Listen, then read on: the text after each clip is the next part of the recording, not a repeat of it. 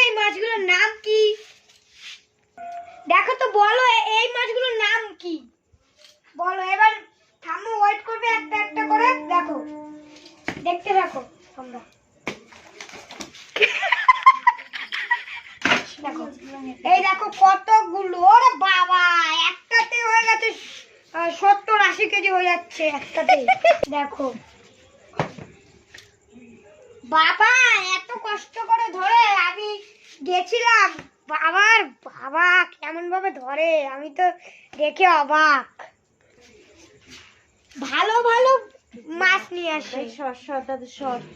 দেখো কমেডি হচ্ছে, দেখো মাছ এক গাবলা মাছ। দেখো ও মাপটা দেখো, মাপটা দেখো।